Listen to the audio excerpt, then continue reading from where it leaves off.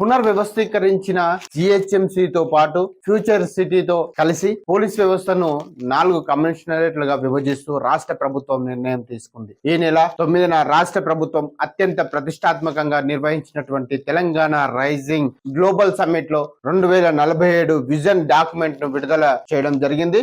ఈ 2047 నాటికి తెలంగాణ రాష్ట్రాన్ని $3 బిలియన్ ఆర్థిక వ్యవస్థగా తీర్చిదిద్దేందుకు గాను పలు చర్యలు తీసుకుంది. దీనిలో భాగంగా రాష్ట్రాన్ని ప్యూర్ రేర్ అని 3 భాగాలుగా విభజించి ప్రతి ప్రాంతానికి ఒక ప్రత్యేక వ్యూహం ప్రణాళికతో ముందుకు వెళ్లాలని నిర్ణయించడం అయితే జరిగింది. ఇందులో భాగంగా రాష్ట్రానికి అతి ముఖ్యమైన ఓఆర్ఆర్ లోపలి 27 మున్సిపాలిటీలను జిహెచ్ఎంసిలో కలుపుతూ చట్టపరమైన మార్పులు చేసింది.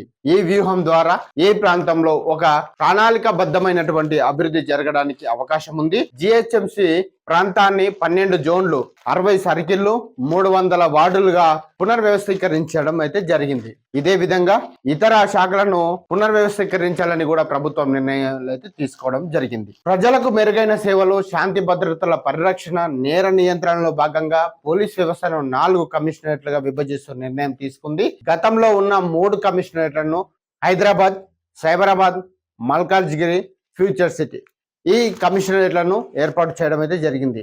Assembly secretariat, Begumpet, Shamshabad airport, Budvel high court లాంటి